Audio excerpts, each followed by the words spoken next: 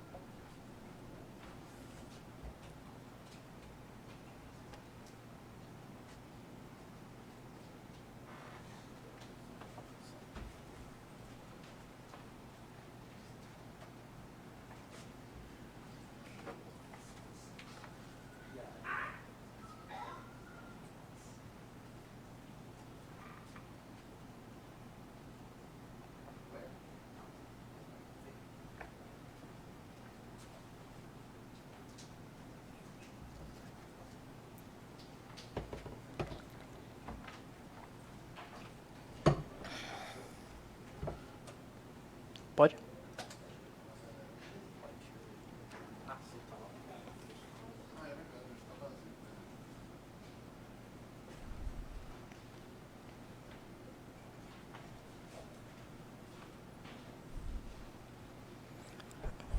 Vamos lá? Vamos aí. Boa tarde, primeiro. Todo mundo, obrigado a presença de vocês. A talk hoje é para falar sobre VeloStream.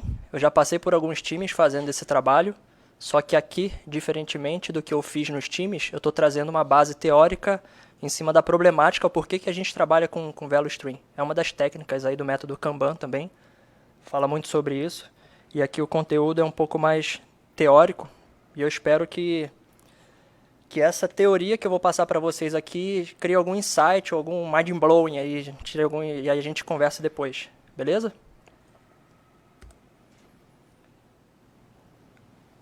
Bom, sou Adriano Negrão, estou trabalhando aqui no Grupo Zap já há 7 meses.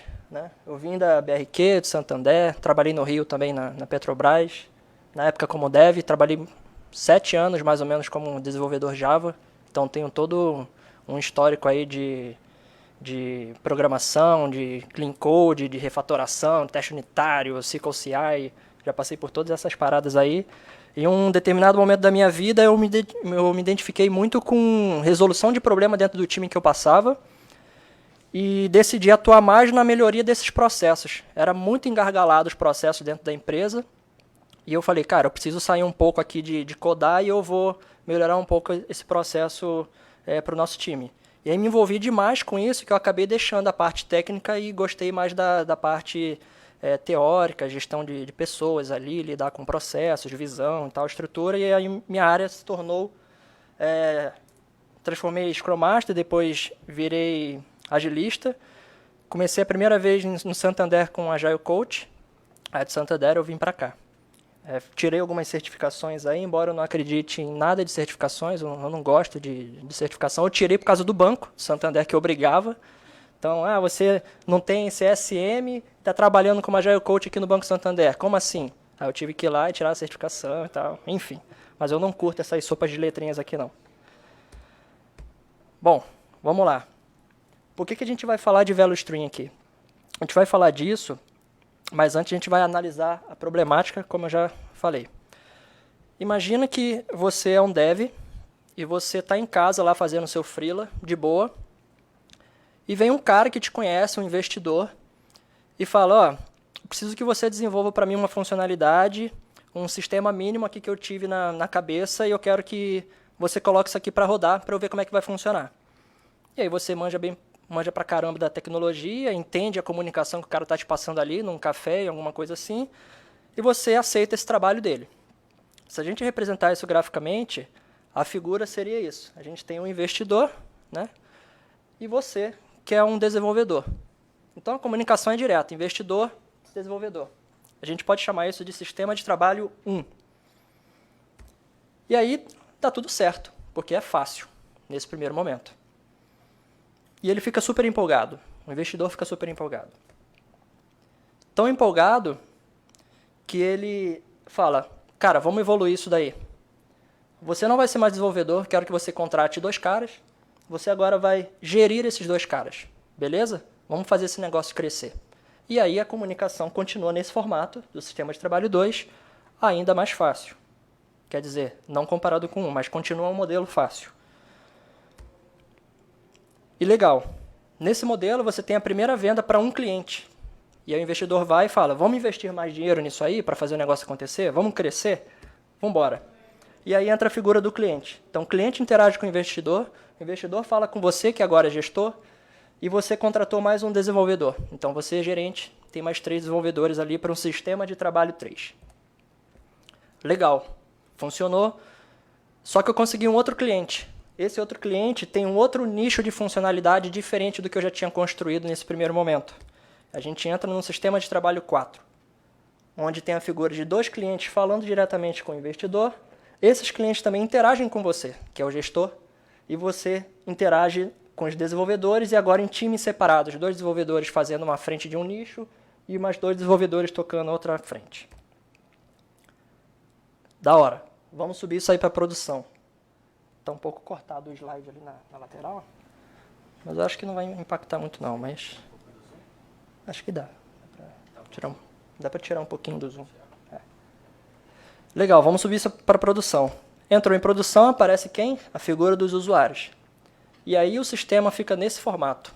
O sistema de trabalho 5 fica a interação dos usuários, o cara falando diretamente com você, o cliente falando com você também, o usuário falando com o desenvolvedor direto.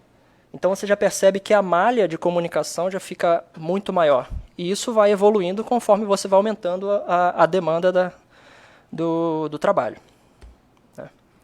O que a gente pode observar nessa estrutura crescente de sistema de trabalho? Puramente um aumento da complexidade. Complexidade entre a interação dos elementos. Né? E se a gente representar isso com demandas vindo das pessoas, nesses post-itzinhos ali de urgente, priorização, fica com esse formato. É um pouco assustador. E é isso que acontece no nosso dia a dia, no nosso sistema de trabalho. E se a gente olhar um pouco mais, com olhar clínico, né, nas demandas que está fluindo entre as iterações, a gente compreende que a cada momento que uma dessas pessoas, cada um desses elementos interage com você, seja no café, seja mandando um e-mail, qualquer coisa do tipo, ele já está gerando o que a gente chama de loops abertos. Loops abertos é uma comunicação. 2 pessoas se falam, beleza, você faz isso para mim? Ah, beleza, vou dar uma olhada. Já gerou um loop aberto. Todo loop aberto, quando é gerado, cria-se uma expectativa. E expectativa, a gente pode dizer que é um sinônimo de demanda. Então, trocou uma ideia num café, se fez um joinha para o cara, é um loop aberto, é uma demanda. Tá? E se a gente voltar para esse formato, o que está acontecendo nas iterações entre o cliente gestor e você gestor desenvolvedor? Será que essas pessoas sabem o que está acontecendo no sistema? O usuário sabe o que o desenvolvedor está fazendo? Deveria saber? Não deveria saber? O cliente sabe o que está passando? Qual a prioridade que o gestor está pedindo para o desenvolvedor construir?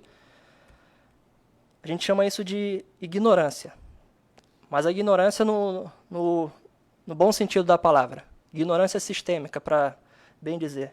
Peter Senge, ele tem essa frase, ele é autor do livro Quinta Disciplina. Ele tem essa frase: ninguém quer produzir os resultados sistêmicos que nós consistentemente produzimos. E essa é a definição arquétipa do que eu chamo de inteligência sistêmica, ou vamos dizer, ignorância sistêmica. Ignorância sistêmica se dá quando a gente não conhece toda a estrutura ponta a ponta e os elementos não conseguem se interagir sabendo o todo.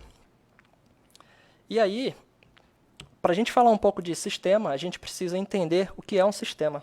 O sistema, basicamente, ele é composto por elementos, interações e propósito. O propósito, nesse sentido, por exemplo, A garrafa de água. Qual que é o propósito da garrafa de água? Alguém sabe? Hã? Armazenar água. Não. Qual que é o propósito da garrafinha de água? Oi? Também não. O propósito de uma coisa, de qualquer coisa, está sempre fora dela. O propósito de alguma coisa está sempre fora dela. Então, qual que é o propósito da garrafinha de água? Está em mim. Se eu não existir, não tem por que existir a garrafinha de água. A garrafinha de água, eu preciso colocar água para quê? Para eu beber. Se não existir o propósito da garrafinha de água para eu beber, se eu não existir, não existe o propósito da garrafinha de água. A mesma coisa um microfone. Qual que é o propósito do microfone? Não é falar. O propósito do microfone provavelmente é o ouvido de vocês. Se não existir o ouvido de vocês, não faz sentido existir um microfone. Certo? Eu vou falar aqui, ninguém vai ouvir nada, qual que é o propósito do microfone? Não existe. E por isso que a gente fala que a raiz do problema, ela não tem nada a ver com o produto. Ela está nas interações dos elementos. Né? Então a gente precisa entender qual que é o propósito que está linkado a esse sistema. Um outro exemplo, se a gente pegar um carro ele é composto por elementos, volante, peças, tem as suas interações, a comunicação entre essas peças, e ele tem um propósito. Se a gente pegar um carro montado, desmontar ele e tentar reconstruir, a gente consegue. Mas se a gente fizer isso, por exemplo, na Inglaterra, onde o volante é do lado direito, o propósito já é outro. Então a gente precisa entender qual que é o propósito daquela coisa.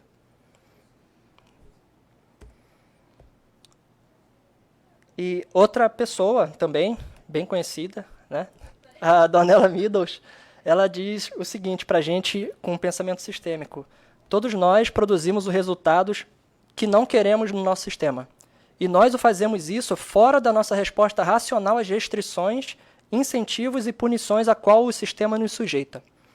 A pergunta que deveríamos fazer é: o que há de errado com o sistema? E não o que a gente normalmente faz, o que há de errado com as pessoas que estão nele.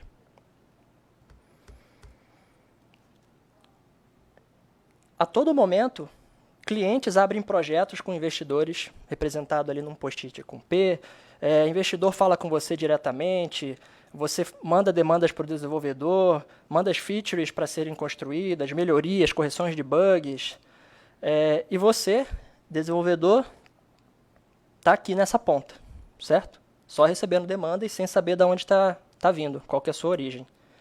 Se a gente representar isso num bloco, esse tempo, esse retângulo vermelho seria a fila, né? E o tempo que você realmente está fazendo ou construindo alguma coisa, ou que alguém está te cobrando, essa é representado por essa coluna azul. E aí, quando a gente tem uma demanda maior que a capacidade, isso é igual ao quê? Isso é igual a fila. Sempre que a demanda é maior que a capacidade, geram-se filas. E filas é onde os gestores, gerentes, deveriam se concentrar no seu tempo para focar nisso. E existe toda uma ciência por trás dessas filas.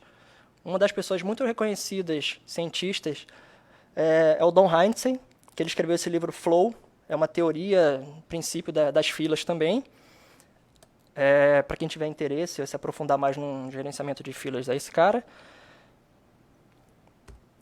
E o ciclo de vida de uma demanda, graficamente a gente pode dizer o seguinte: uma demanda nasce num loop aberto, num café, num e-mail e alguma coisa assim. Você se compromete com ela em determinado momento. Não quer dizer que o cara falou aquilo, você já se comprometeu. Não, aquilo ficou no backlog, em determinado momento, se você estiver usando o framework Scrum, isso vai entrar na planning, aí você se compromete na sua sprint. Se tiver no Kanban, por exemplo, isso vai ser no refinement, isso vai entrar para o replenishment, isso vai entrar para o seu time, e aí você se comprometeu com aquilo vai levar um tempo para ser construído, vai cair em algumas filas, e aí de fato alguém pega, constrói aquilo ali e entrega. A partir daí a gente tem dois nomes de medidas: o wait time, que é o tempo de espera, e o touch time, que é o tempo de toque, né? Você está batucando ali construindo. Só que nada disso importa para o cliente, o cara que está lá fora, está na rua. O cara não quer saber o wait time, touch time, como que você está estruturando o seu time. Ele não se importa com isso. Ele quer saber o tempo que ele vai receber aquilo que ele pediu, que é o que a gente chama de lead time. É o tempo do momento que eu me comprometo com algo para te entregar. E aqui uma curiosidade é que o touch time médio das empresas aqui, se a gente for falar de Google, por exemplo, nem o Google consegue chegar em 20% do touch time médio das empresas. Então, de 10 a 20% dessas empresas, tipo, fodas, elas conseguem chegar no máximo 20%. E por que eu trouxe esse número? Porque o que acontece universalmente nos ambientes de trabalho? Que não é no caso do Grupo Zap. É uma microgestão muito grande em cima de você. Os gerentes, eles querem aumentar a eficiência em cima da pessoa. Eles querem controlar, por exemplo, o tempo que você está no café, ou que você está fazendo aquilo, quer controlar o seu horário. Ele quer colocar um proxy para você não acessar algumas coisas, porque ele quer que sua eficiência no touch time aumente. Mas você vai aumentar o que com isso? Você vai otimizar de 10 a 20% se você for o Google, Nubank, empresas fodas. Então você está focando a coisa em cima dos 10%. Né? Está focando a coisa errada. Se a gente falar de coisa errada, a gente fala da eficácia. Né? E aí o tio Peter Drucker fica chateadão com a gente se a gente focar sempre na coisa errada. Aqui é um exemplo que eu achei bem legal, no evento que o nosso time de agilidade foi no Lean Kanban Brasil, e o Klaus Leopold trouxe isso. O que o cliente quer? Ele quer escrever uma carta de amor. Beleza. Aí tem um teclado e vamos escrever essa carta de amor. Só que para escrever essa carta de amor, eu vou dividir os times em time A, essa fileira, B e C. Olha o quão fica engenhoso a gente escrever essa carta de amor quando a gente começa a ter essa descoordenação entre os times. Então, adianta eu, time B, ser super eficiente e ficar apertando a tecla A o tempo inteiro ali, entregar o A a todo momento? Não adianta. Eu preciso ter uma coordenação tática entre os times, existem várias técnicas para isso acontecer, para eu saber o momento exato que eu preciso pressionar a tecla A e o time C apertar a tecla C e por aí vai. Eu achei um exemplo bem legal para trazer aqui para vocês, para falar um pouco de eficiência e eficácia. E aí sim a gente entra no propósito da apresentação, que é o VeloStream de fato, que nada mais é que uma técnica para construir essa visão sistêmica. Todo sistema de trabalho ele é composto por entrada, processamento e saída, sem exceção. Entrada, processamento e saída. E VeloStream, no nível mais macro possível, é esse formato. O que a gente precisa fazer é identificar da nossa entrada quais são os silos ou quais são as etapas que existem dentro de cada uma grande etapa dessa. É só isso. Como que a gente pode fazer esse trabalho? Para isso não existe uma receita certa, mas existem boas práticas. Aqui um ponto de atenção que eu quis trazer, inclusive até trazendo o modelo aqui do Knevin, do Dave Snowden, é que quando a gente fala de receita é um modelo prescritivo. Né? Modelo prescritivo é algo ordenado. Coisas ordenadas está no âmbito aqui do domínio, da complexidade, no complicado. Né? Quando você está no complicado, toda essa parte do lado direito aqui, ela é criada por seres humanos. Então, seres humanos que dão ordem nas coisas, fazem checklists, têm suas ordenações. Então, quando a gente fala de receita certa, a gente está jogando um problema que nem sempre é ordenado, não é um passo a passo, um checklist, para um cenário complicado. Mas, no complicado, existem boas práticas. Essas boas práticas, que ficam no complicado, a gente consegue sim fazer. Mas, normalmente, em construções de features de software, a gente trabalha mais no ambiente do complexo, dependendo do contexto. Mas, para esse contexto, a gente consegue trazer um pouco para o complicado, esse problema. A gente fica aqui meio que na linha do complexo e complicado. Beleza?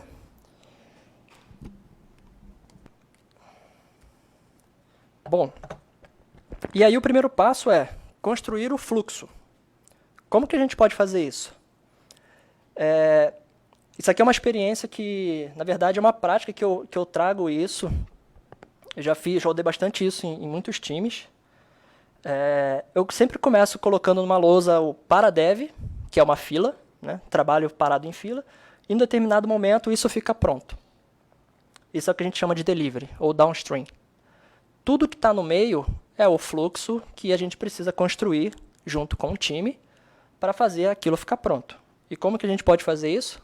Coloca todos os envolvidos numa sala e deixa a mágica acontecer. Você questiona, e aí, depois que cai numa fila para ser desenvolvido, o que, que você faz? Já começa a testar? Não, você começa a desenvolver. Então, entra uma coluna para desenvolver.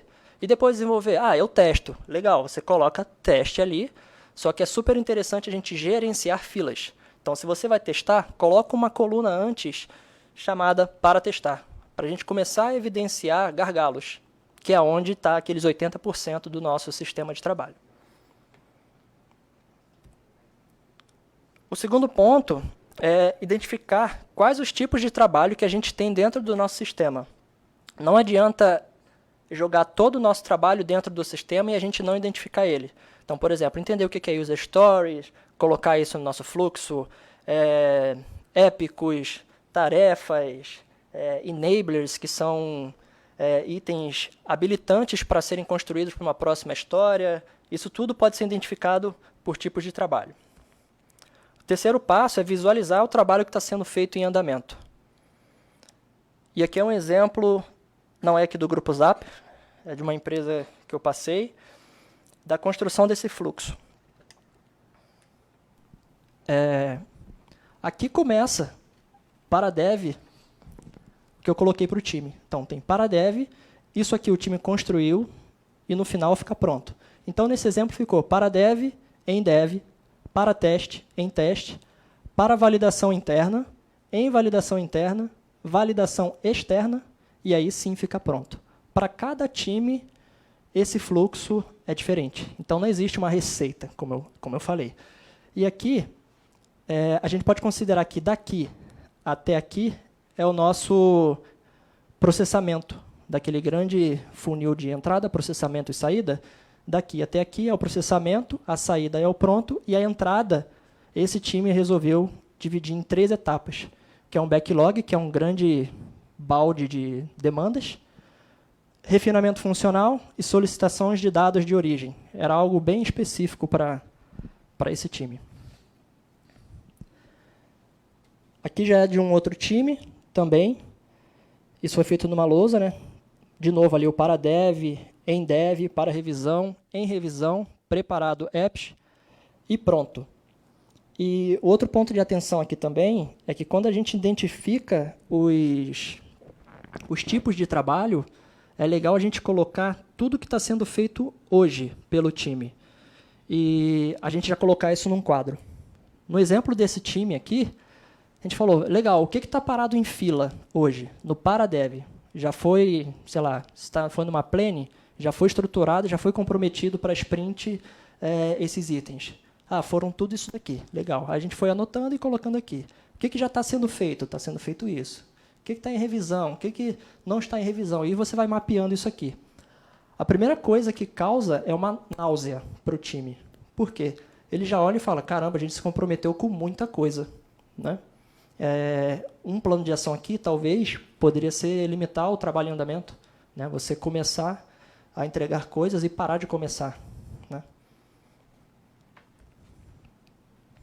Um segundo passo que eu costumo fazer também é na parte de entrada. Então, eu coloco, bem semelhante ao outro de downstream, esse aqui é para o upstream, para o discovery, você coloca uma coluna ideia, que aí a pessoa, dona de produto, PO, seja lá o que for, ela tem um balde lá, ela coloca todas as ideias dela. Em determinado momento, alguma coisa acontece, ou vai ser analisado, ou vai entrar em requisitos, ou vai preparar documentação, vai construir use case, o ML, o que for. Em determinado ponto, ele vai estar preparado para esse time trabalhar. Mas percebam que aqui ainda não há o comprometimento. É só um filtro, uma esteira. Então, a pessoa de produto teve a ideia, terminou, ficou preparado para alguém começar a trabalhar. Aí, eu, da parte de downstream, eu posso vir aqui, identificar que tem um monte de itens preparados e puxar para trabalhar no meu time. Aí sim eu começo a contar o lead time, a partir desse momento que eu me comprometi. Aqui são alguns exemplos de como a gente pode construir esse quadro de upstream. Na esquerda, a ideia para esse cenário aqui. Depois, para análise, em análise, para especificar, em especificação. E aí esse time achou interessante colocar aquela coluna de espera como backlog. Mas tudo isso aqui é um backlog, só que explodido, né? Esse garrancho foi um rascunho, mas também é uma construção de upstream. Então, lá na esquerda, a ideia, aí passa por uma análise, design, experimento, review, definir MVP, refinamento técnico, e aí para numa última coluna chamada replenishment. Está rabiscado porque a gente foi conversando e dialogando.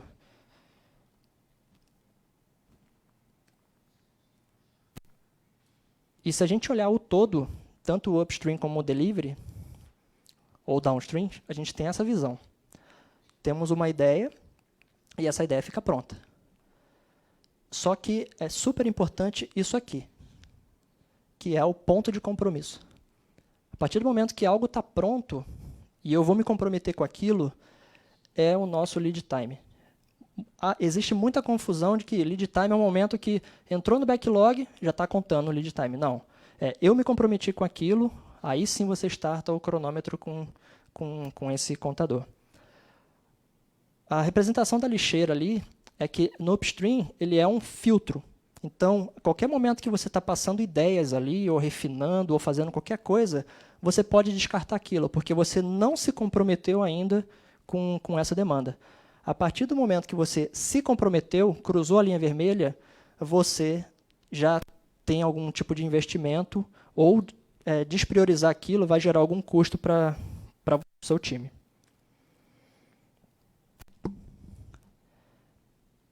E aqui alguns, veja bem. Comece pelo trabalho que já está em andamento.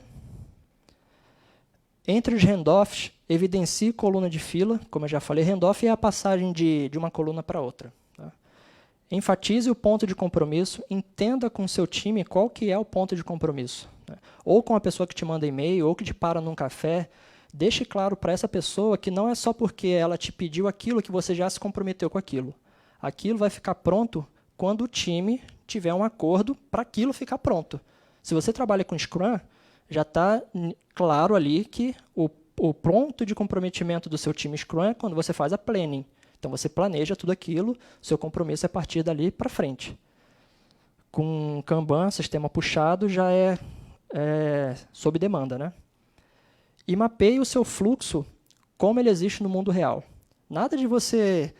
está no Gira, lá no Confluence, está mapeado isso aqui, documentado, vou reproduzir já direto sem interagir com as pessoas. Não faça isso que é furada. Você tem que mapear como o time está trabalhando hoje. Então, eu faço por isso, isso, isso, mas esse processo aqui não existe no documento. Não, mas eu estou fazendo assim. Então, mapeia esse cara e coloca lá. É o que a gente chama de... Acho que tem até um adesivo aqui. Coloque o bode na sala. Por que coloque o bode na sala? Porque o bode é um bicho, na minha visão, feio e fede. Então, se você colocar um bode na sua sala e você ter que passar pela sala e ficar vendo um bode fedido e feio todos os dias, você vai se incomodar com aquilo e você vai querer mexer naquilo. Né? É a mesma coisa do Kanban físico, por exemplo. Se você deixar um Kanban físico com 30 coisas começadas e poucas coisas terminadas, e você passar por aquele Kanban físico e olhar, você vai ficar com mal-estar, vai falar, caramba, eu estou começando muita coisa, eu não consigo evoluir aquilo. Né? Então, você, automaticamente, o seu sistema límbico te trava o seu cérebro e você tenta fazer esse bode sair dessa sala.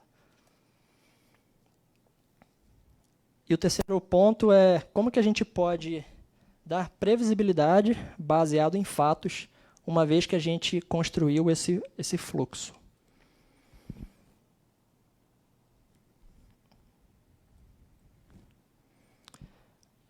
Duas métricas super importantes e muito, muito simples de serem colhidas.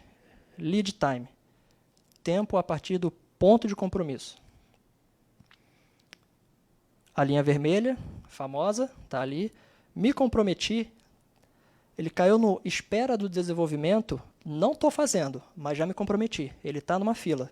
Então, ali, wait time, estou fazendo, touch time. Passei para teste, mas não estou testando, então está numa fila, em espera, wait time.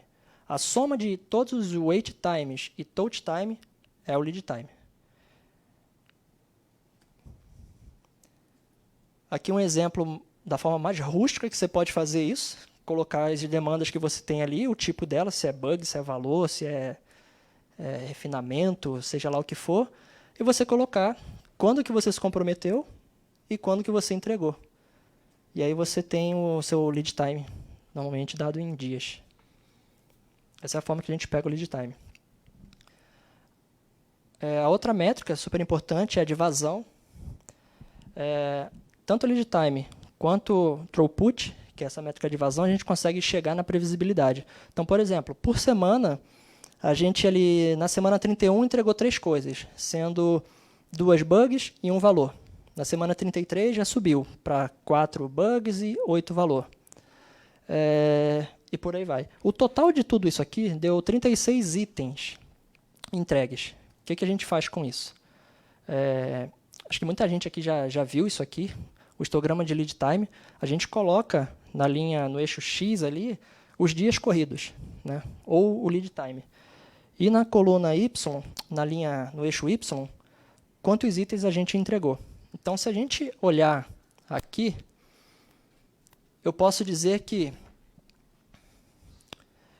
em até um dia de lead time colhido, eu entreguei 4 coisas. Em até 7 dias, eu entreguei 5 coisas. E teve 2 coisas que duraram 90 dias, que está entre os dois. Né? O que isso é legal para a gente? Para a gente, primeiro, perceber algumas disfunções. Esse cara saiu muito fora do eixo. A gente chama, isso aqui qual que é o nome? É curva, se não me engano, Weibull, uma coisa assim. Normalmente esse gráfico, ele não é uma média, né? Ele sempre faz uma curva e cai numa cauda. Essa cauda a gente chama de cauda de distribuição. Essa cauda que a gente normalmente leva para os kaizens para fazer uma análise para melhorar o time. A gente tenta entender qual que foi o problema dessa cauda da distribuição para que isso não ocorra de novo e a gente cada vez mais encurtar essa cauda. Sempre vai existir cauda, mas você sempre vai tratar esse final. Com esse histograma de lead time, a gente começa a dar a previsibilidade. Lá na parte de throughput, quando eu mostrei os 36 itens, os 36 itens eles estão espalhados aqui, nisso aqui tudo. Beleza, então são 36 itens, 10% de 36 é 3,6.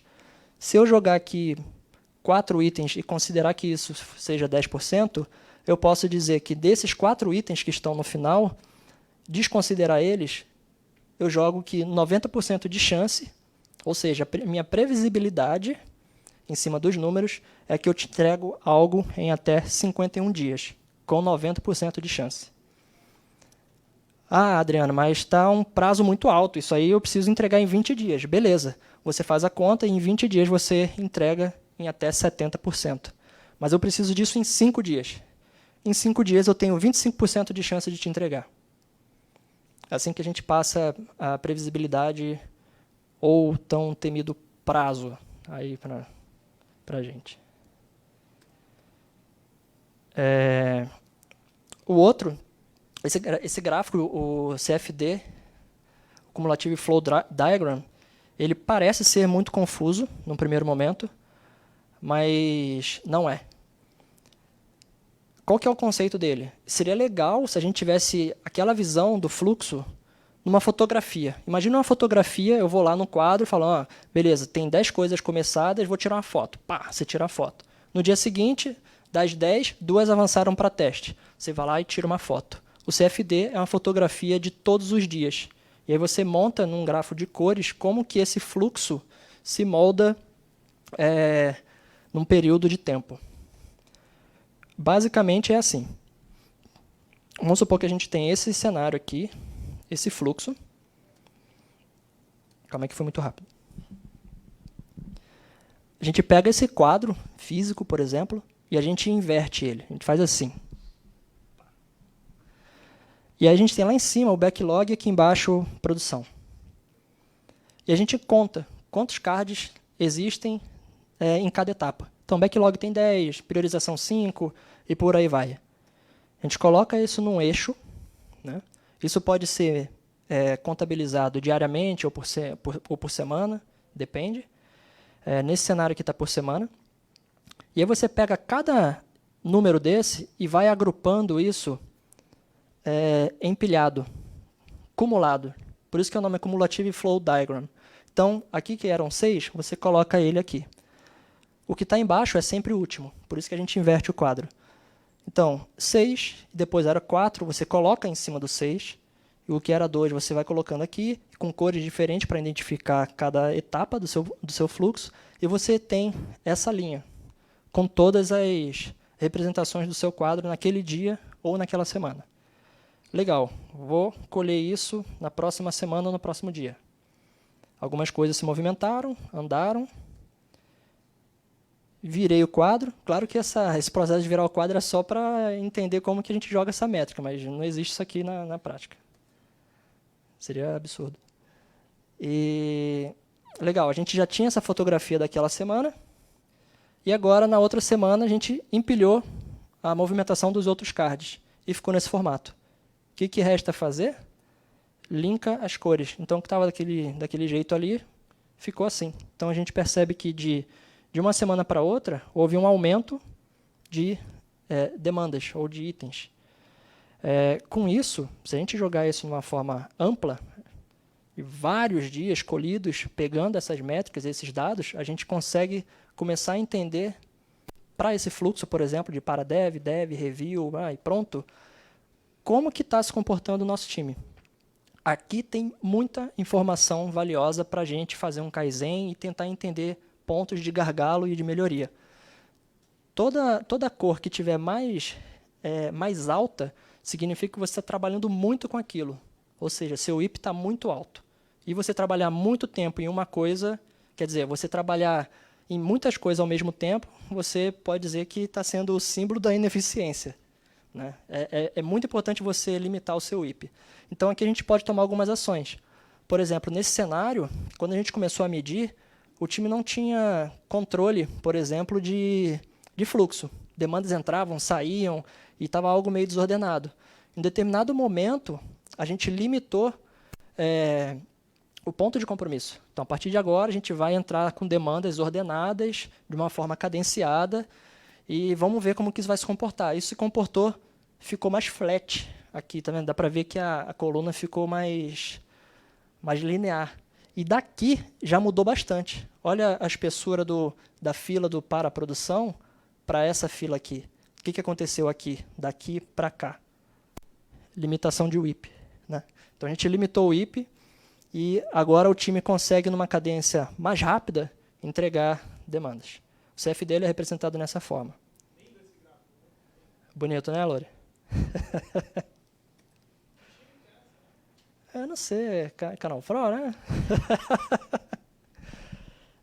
As informações que a gente pode colher com CFD, eu não vou entrar em detalhe, isso também, se jogar no Google lá, Cumulative Flow Diagram, você consegue pegar.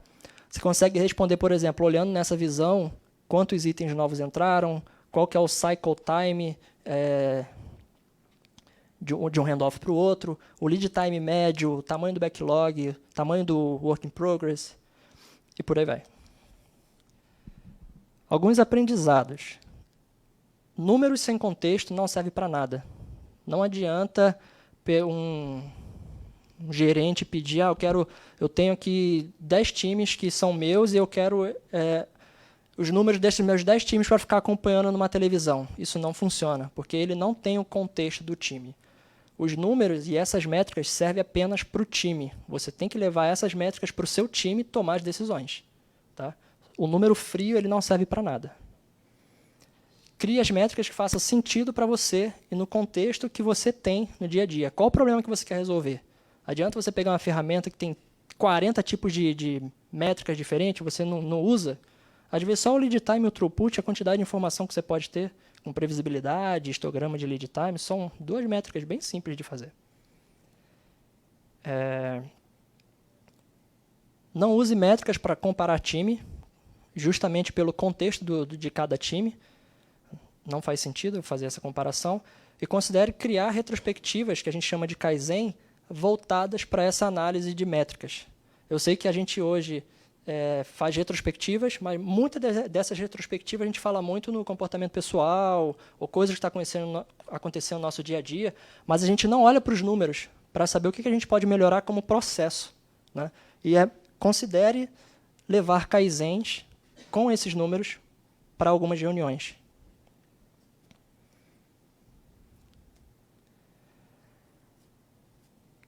Se vocês quiserem saber um pouco mais sobre métricas, esses processos, pensamento sistêmico, Value Stream, a gente tem um chapter Agile, pode procurar a gente.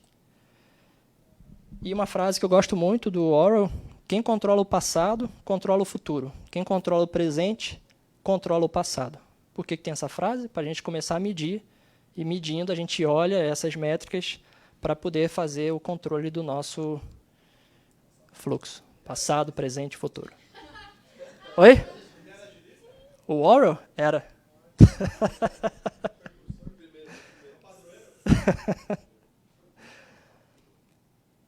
Obrigado.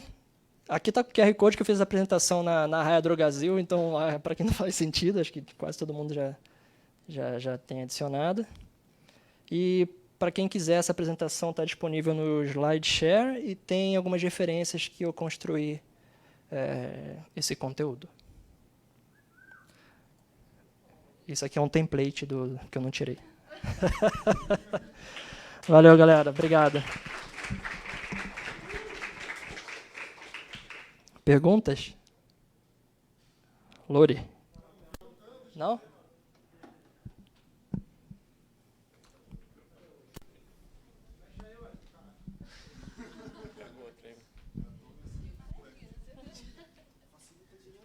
Alô? São duas dúvidas que eu tenho. A primeira é assim, tipo, eu não tenho nenhuma... Minha formação, assim, meu conhecimento de agilidade, tudo é bem empírico, né? Bem do dia a dia. Então, assim, a gente fez uma frente lá dentro do chapter de Analytics, né? Que é o Data Access. Então, a gente quer democratizar os dados na empresa, né? Aí eu me aproveitei da estrutura lá que a gente já tinha de Kanban, e aí eu aproveitei aquela estrutura, né, de backlog, to do, in progress, done, para colocar os meus cards ali que eu fui criando para essa frente de Data Access, né? Aí a minha dúvida é, tipo, o que falta para eu estar alinhada com toda essa metodologia aí que você propôs? E eu não sei se você quer responder primeiro essa e depois eu faço outra. Deixa eu responder primeiro essa. Provavelmente, o que você já tem no seu quadro Kanban, seja físico ou digital, são colunas de touch time. Então, menos o backlog. O backlog é uma fila. Então, a partir dali, o que a gente tem também no GitHub, todas as colunas, normalmente, ali, elas são touch times. Então, a gente não consegue gerenciar a fila, que é o grande vilão nosso, né? Os 80% ali que a gente deveria olhar. Então, quando você tem um Kanban, está falando, estou desenvolvendo, agora estou testando, agora estou, sei lá, fazendo uma revisão, são tudo filas de touch. Você não consegue extrair o tempo que está ocioso naquele processo. E essa ociosidade, se você metrificar, é onde você vai ter o maior ganho de valor para otimizar no seu fluxo de trabalho. Entendi. Então, a ideia mesmo é explodir, foi o que você falou, né? Explodir essas colunas em fila aí no que está sendo feito, de fato. Isso. A forma mais simples é você pegar cada coluna e criar uma no meio dela ali e especificar botar um para. Tipo, se é desenvolvimento, coloca uma antes para desenvolver. Essa é a grande diferença, né? Tipo, essa é a grande diferença. A sutil diferença, mas é a que faz aí com que a gente tenha uma nova medida. Sim. Entendi. Muito valiosa, por sinal. Justo. Aí a minha outra dúvida é, tipo, você tinha colocado ali aqueles modelos complexos de comunicação, né? Que você tem o investidor, o cliente, o usuário, não sei o quê, e fica super complexo. E você entende que, tipo, fazendo esse tipo de coisa, a gente consegue, de fato, tipo, dar consciência para todo mundo que está nesse sistema sobre o propósito e sobre aqui, todo mundo tá ali organizado, sabe? Tipo, como que as coisas se relacionam? Tá, aí já vai é uma resposta além dessa apresentação. Aqui a técnica é para como você constrói o Velo Stream Mapping. Só que para você fazer igual o teclado entre os times, como que eles se interagem, né, essa interdependência, como que a gente pode fazer isso já é numa coordenação tática de alguns níveis. Por exemplo, no nível de operação, você tem o Kanban com o seu Velo Stream, de um contexto do seu time, e aí só que para esse contexto desse time, você sobe ele para um Kanban de estratégia, provavelmente medindo percentual de épicos, alguma coisa assim, e você pode ter um outro Kanban, que a gente chama do Flight Level, né? São 3 níveis também, um Kanban de portfólio, onde são as oportunidades que a gente trabalha aqui no Grupo Zap, pegar todas as oportunidades e colocar isso num Kanban de percentual, né? Então, a oportunidade tal está em quantos por cento? Ah, está em 80%, está aqui. Beleza, se eu descer o nível disso, vou para nível de operação, então começo a enxergar os épicos. Isso num outro quadro, se a gente tivesse aqui 3 grandes quadros, 3 não, 2 grandes quadros de uma visão de águia, assim, né? Você sai, você enxerga aquele todo. A gente teria uma visão talvez de oportunidades, de seu percentual, um segundo quadro mais operacional, de épicos, e o terceiro quadro, que seria de operação, com cada um dos times nas suas mesas. E aí cada movimentação desse fluxo que acontece, ele impacta diretamente, seja numa coordenação semanal ou mensal, dependendo do fluxo que você gera nesses outros quadros de operações, para fazer isso acontecer. E aí o legal é você pegar pessoas-chave e colocar por semana de frente para esses quadros para saber qual que seria a melhor tomada de decisão em relação ao que você precisa fazer. Não tem nada disso aqui nessa apresentação, mas seria mais ou menos assim, você montar um modelo de coordenação tática para como que você constrói isso nessa comunicação entre os times. Obrigada. Olá. Não, só queria dar um depoimento assim, de quem usa um pouco tenta usar, né, dentro das minhas limitações. Eu acho que assim, não tem muito a ver assim com o método, mas eu acho que todas as pessoas elas têm uma forma de trabalhar, e às vezes trabalhar da forma todo mundo igual não funciona para todo mundo, entendeu? E comigo aconteceu um pouco disso, né? Então assim, eu como gerente, eu precisava entender assim como que eu podia ajudar o time. E eu lembro que eu tentava fazer o que todo mundo fazia, que era ficar olhando o board e as issues e tentar tirar insights de lá. Isso sempre funcionou muito ruim para mim, assim, né? Sempre eu olhava o board e as issues acho que eu não tinha tanta dimensão assim dos insights que eu precisava tomar. E também quando eu tentava fazer de outras formas, aí eu fazia bosta mesmo. O pessoal, você está fazendo microgestão, ou você está atrapalhando, ou você está fazendo pergunta idiota. E assim, isso é uma outra forma de você conseguir ter esses insights, entendeu? E para mim funciona muito bem, entendeu? Então, talvez tenha outras pessoas que tenha uma dificuldade de acompanhar da forma que os engenheiros acompanham, e tentar isso acho que é muito importante. Para mim funcionou bacana. É garantia que vai funcionar para vocês? Talvez não.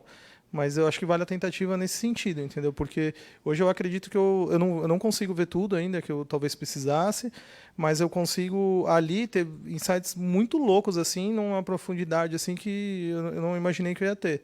Por exemplo, assim, chega uma issue lá, eu consigo perceber assim, putz, talvez isso não tenha passado por todas as etapas que precisava, né? Por quê? Porque eu sei a data que ela foi criada e a data que a gente se comprometeu é muito próxima. Aí eu já chego muito mais assertivo assim, galera, será que a gente olhou isso do jeito que precisava mesmo ou isso brotou do nada aí?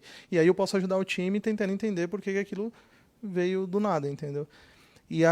Então, assim, é mais isso, é um convite, entendeu? Se alguém quiser fazer pergunta para mim, quiser saber sobre esses insights, mas eu acho que eu estou conseguindo, assim, mais do que antes, ajudar o time, ajudar o pessoal de produto, principalmente. Eu tinha pouco contato com eles, agora eu tenho bastante, eu consigo ter insights melhores, assim, e ajudar mesmo, né? Então é isso, quiser experimentar, me chamem, eu ajudo os caras aí. A gente reestruturou. Quando eu cheguei lá já estava reestruturado, né? Aí eu peguei isso meio no bonde, né? Mas para mim, eu não sei quem fez antes, mas um beijo para essa pessoa. Foi antes de mim, mas sim, foi um pouquinho antes. Foi o próprio time do Canal Pro que reestruturou. Da hora. Cara, parabéns pela apresentação, muito boa. Muito bom no estrela ou muito bom mesmo? Não, muito bom, muito bom. foi muito bom. O Casão aqui tá comentando Casa Grande. Cara, toda a minha carreira eu vi muito mais essas métricas relacionadas ao processo de delivery. Eu não lembro se foi tu que fez a provocação de enxergar um pouco mais o discovery também, né?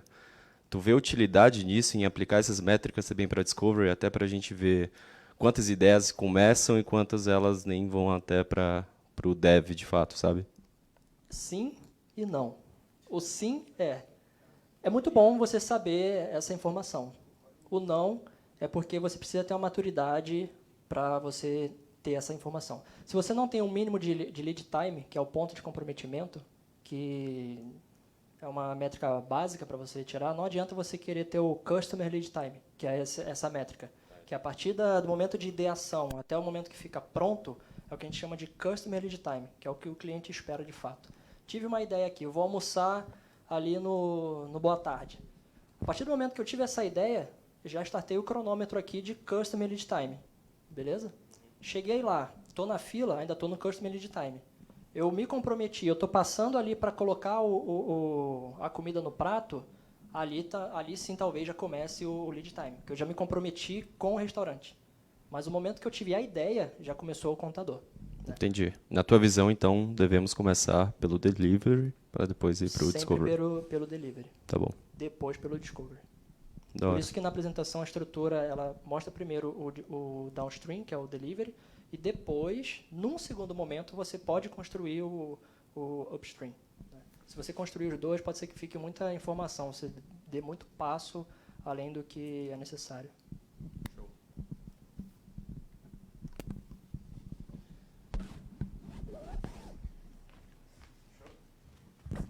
Fechou? Fechamos? Obrigado. Obrigado, galera. Valeu.